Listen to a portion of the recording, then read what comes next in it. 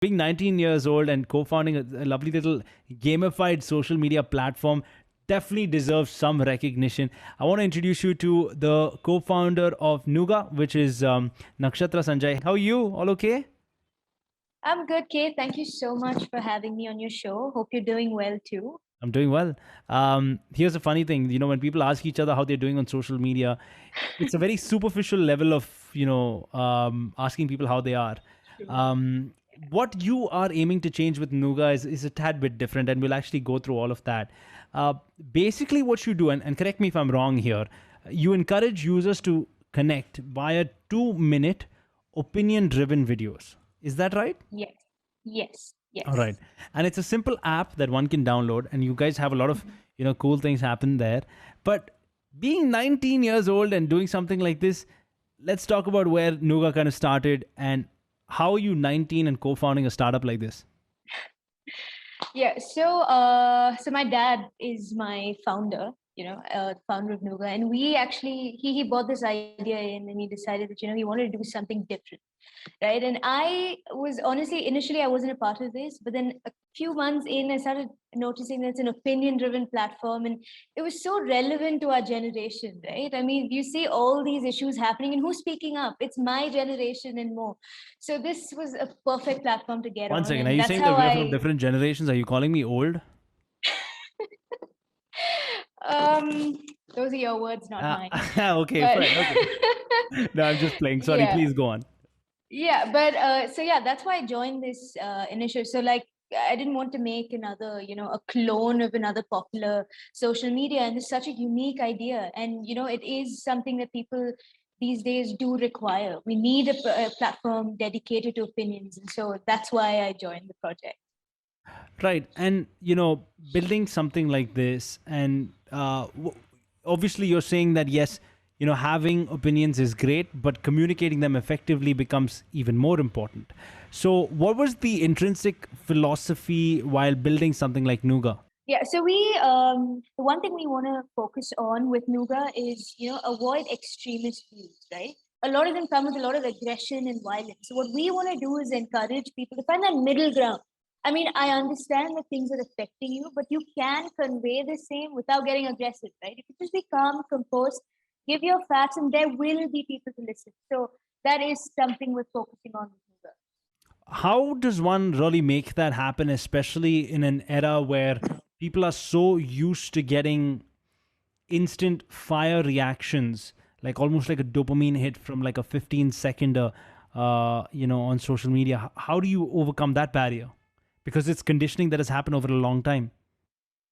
Yeah, so I think everyone's sort of drawn towards drama and controversy, right? We all love ourselves, some sort of drama, some sort of controversy, and we love being a part of it, which is even worse, honestly. But like I said, that is inevitable. There's always going to be that chunk of people who want that, who want to try and create that.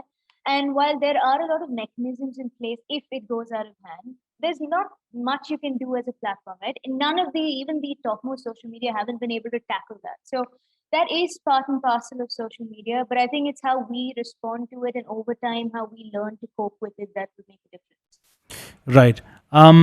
Now, being almost like like a social media platform that's an opinion aggregator, um, of course you're allowing seamless sharing of opinions, thoughts, ideas, to help start that discourse with a global audience.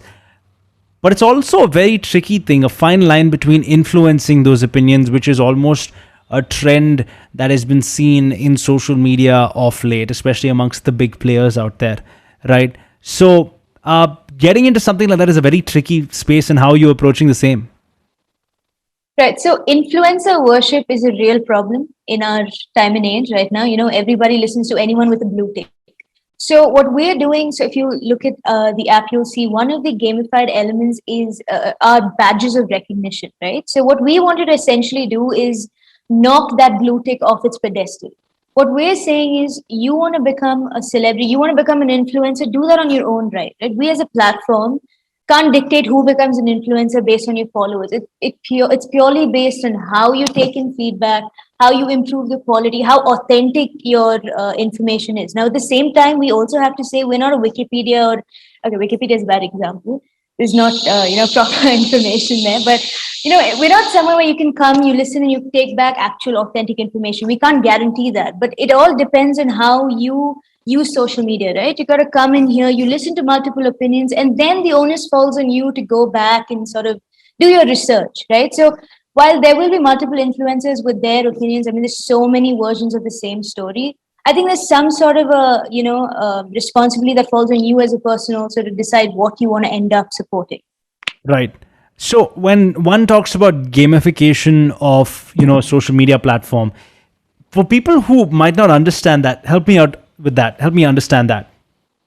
Right, so all that I've learned of gamification is all from my dad, right? He taught me all of this. So a lot of people said, I put a lot of videos so I can earn gems. Now, the idea with us giving you gems or a badge of recognition is not so that you'll put out videos for those gems, right? This is just a mere result of you having put out something qualitative and people actually engaging with you. So this isn't an incentive for you to come on the app and earn all those gems. It's just for you to be able to make a significant difference and get a little reward for the same. So that's how we've used gamification. And honestly, we're only in our MVP stage. There's a lot more to come. Right. Let's talk the future, Nakshatra, for a quick second. Where the place right now where we are with social media, you're seeing, for example, I mean, we recently had that massive whistleblower from Facebook that went kind of viral. We're seeing a lot more regulation from the US perspective when they approach Congress over there and say that we need to regulate these companies and whatnot, the harm that it causes on young people out there and whatnot. But what do you see particularly? Let's not talk too far. Let's talk in the next 3 years. What are the changes that you see coming in, and how can one make effective use of of those changes?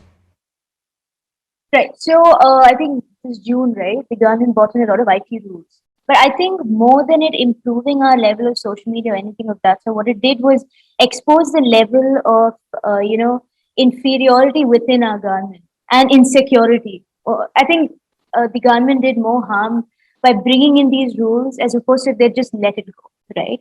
Right. And social media is here to stay. Right now, you, I, or anybody else, including the most powerful of governments, cannot change that. Right? People are coming forward. They need a platform like this. How are you going to connect globally? How is there going to be an exchange of ideas? How is there going to be an exchange of thoughts and interests? Right? The very reason why we've developed so much is because of the sharing of ideas and concepts and traditions and all of that. So I don't think social media is going anywhere. There's a lot of potential. I mean, as a market, this is growing. It's a massive market. If you see, it goes into billions. The number is honestly unfathomable. But I think there's only improvements to be made from here, and it's not going anywhere. Are we talking like improvement of algorithms, or are we talking about a total shift from what users perceive as the norm for social media? I'd love your thoughts on that.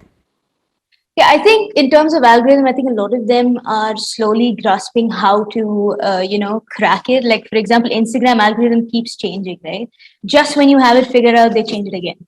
So I think influencers are slowly but surely getting, used to that change and adapting quickly. So that's definitely happening. In terms of users, I think they're now slowly starting to understand, especially with COVID and the whole lockdown, right? Yeah. They're understanding the impact of what social media can have.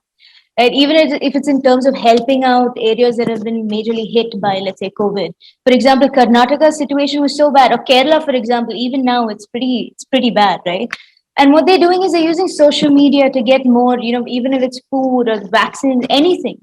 So I think the impact is profound, and a lot of people are now slowly realizing the impact of the same. And so I don't think there's going to be any sort of a negative development in the area of social media.